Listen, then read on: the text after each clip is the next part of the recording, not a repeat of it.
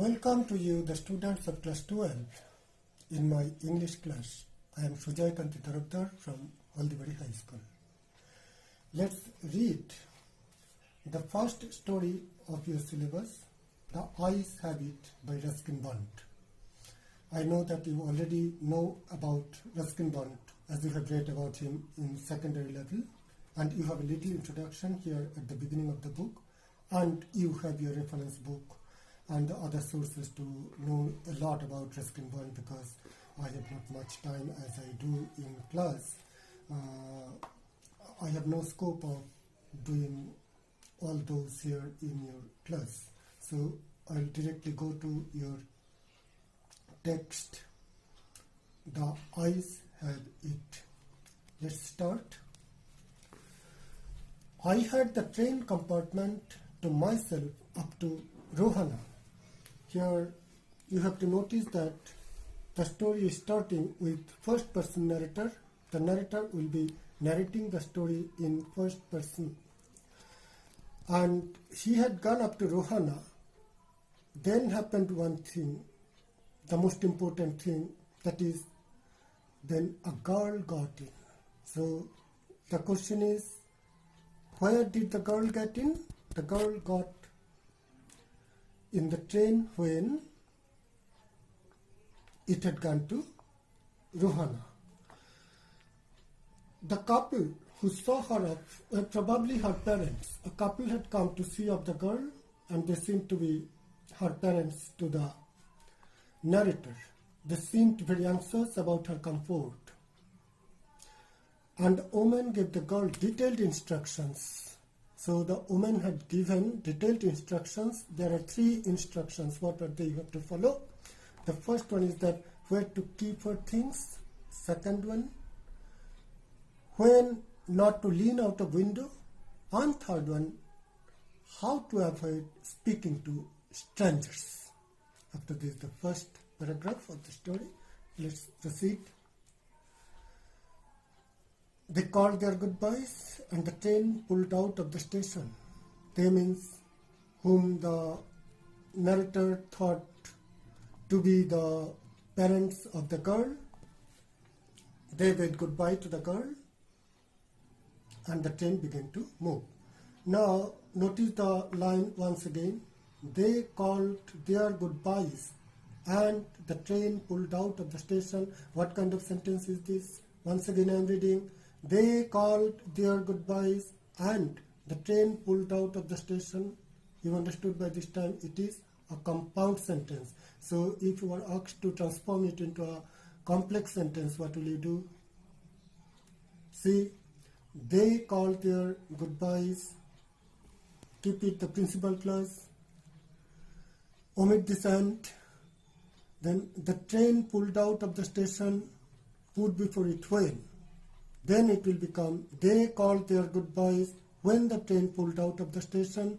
The first portion remains the principal clause and the second one became the subordinate clause, thereby making a complex sentence with an adverbial clause. Excuse me. As I was totally blind at the time, my eyes sensitive only to light and darkness. So the author was completely blind and his eyes were sensitive only to light and darkness. It's a question also comes. And I was unable to tell what the girl looked like. It's obvious that he was blind, so he couldn't see how the girl looked. But I knew she wore slippers from the way they slept against her heels. So it is because of being blind, his other senses were strong. And he, from the sound of the slapping of the slippers with the heel of the girl, he could understand that she was wearing slippers. So it would take me some time to discover something about her looks. So it has become a game to him that he has to guess how the girl looks. And to do it, he will have to take some time. And perhaps I never would. And there was the confusion also in him that it may be that he would not be able to guess how the girl looks. but I like the sound of her voice and even the sound of her slippers. Here is another question. What did he like of the girl? It is the sound of her voice and even the sound of her slippers. And in the next part of the story, you will see there is a beautiful description of the voice of the girl. Anyway, are you going all the way to Dera? I asked. So the author asked if she was going all the way to Dera, means Dehradun. I must have been sitting in a dark corner because my voice startled her. So as the author asked, as the narrator asked this, the girl became startled. She gave a little exclamation and said, "I didn't know anyone else was here." So the girl was startled, and surprisingly, she exclaimed that she didn't know if anybody was there so near. Well, it often happens that people with good eyesight fail to see what is right in front of them.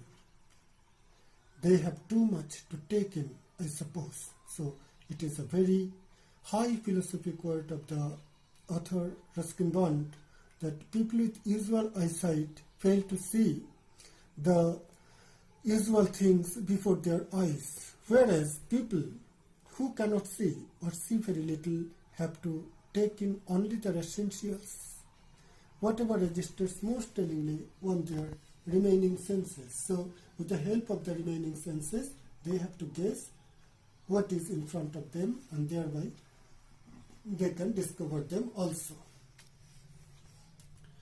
"I didn't see you either," I said, "but I heard you coming." This is the word of the author. So why it is told that at the end of the story we'll understand abruptly, we'll be shocked. So it's a mystery now. He told that he also didn't see the girl, just he could hear the sound of her coming. I wondered if I would be able to prevent her from discovering that I was blind. So he did not like him to be discovered by people that he is blind. Provided I keep to my seat, I thought it shouldn't be too difficult. So it shouldn't be too difficult for him to hide his blindness from the girl. Thereby he remained there silent and kept on his seat. The girl said, "I'm getting up at Saharanpur." So this is the question. Where will the girl get in? She will get in at Saharanpur. My aunt is meeting me there. Who will meet her there? It is the aunt of the girl who will meet her where? It is at Saharanpur. Then, "I had better not get too familiar," I replied. And the author told that then I shall not be too much familiar with you because aunts are usually formidable creatures. He says that aunts are usually formidable creatures. So this is the question, why will you not be too much familiar with the girl? It is because that the girl's aunt will be coming to receive her, and the narrator thinks that the aunts are usually formidable creatures. And here comes another question, important question. Look at this line once again. I am writing, aunts are usually formidable creatures. Look. Aunts are usually formidable creatures. Formidable creatures, that's the line. So the grammar may be, you see, usually this word, it is an adverb. So the question may be, transform this sentence, that is, here is, it has been given with usually, it's an adverb. You may be asked, use the adjective form of the underlined words and rewrite the sentence. Then what you have to do, it is usually, its adjective form is usual. You have to use usual and rewrite the sentence. Then what will it be? it is that ants are usually formidable creatures. You have to start the sentence with introductory it. How will it be? It is usual that. Then it will become a noun clause. It is usual that ants are formidable creature. That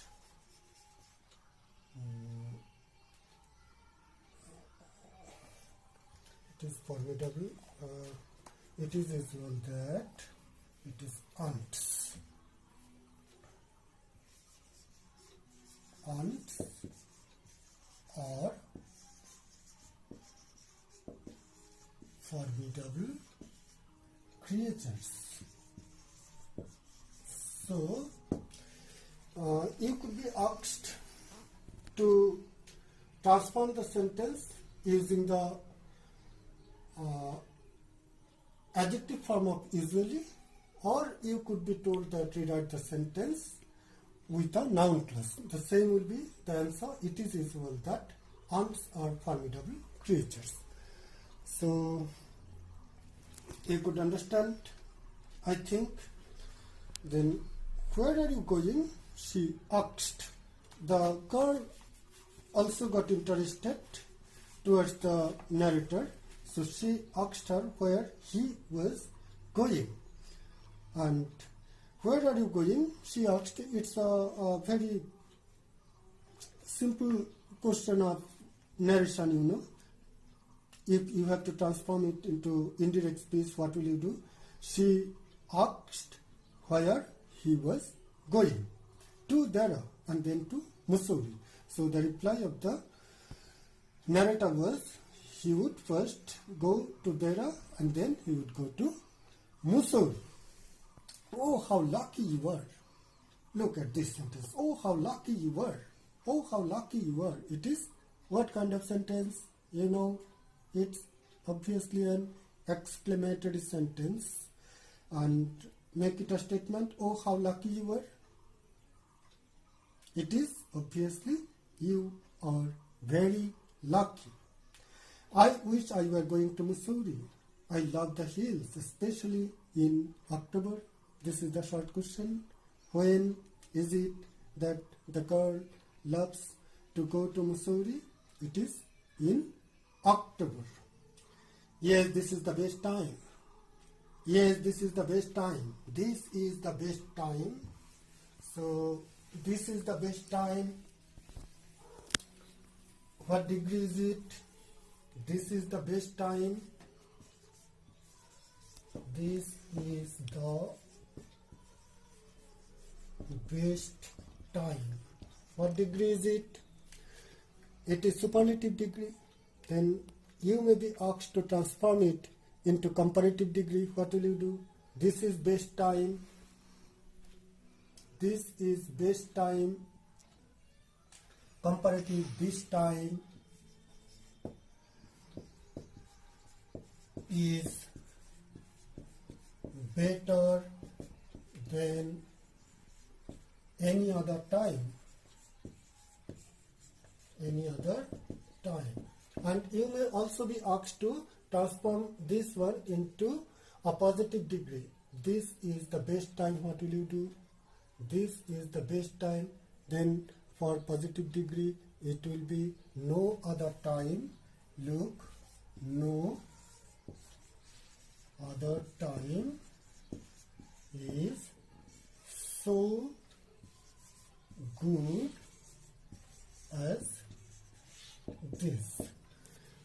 I think you all know this because you have done it in your secondary level. Anyway, so yes, this is the best time. I say it calling on my memories. So he could recollect because earlier he could see and he had seen this to be true. So he recollected his memory and he told that it was the best time. The hills are why was it the best time? Look here, this is written in this paragraph. The hills are covered with wild dahlias, very important. One. Number two, the sun is delicious. Number 3, and at night you can sit in front of a log fire and drink a little brandy. Most of the tourists have gone and the roads are quiet and almost deserted. Yes, October is the best time. So this paragraph is very important. It could be a broad question for you, and the question will be, why is October the best season in Mussoorie? You could understand, I think. So students, that's all for today, and if you like my class, then next time I will once again meet you. Thank you.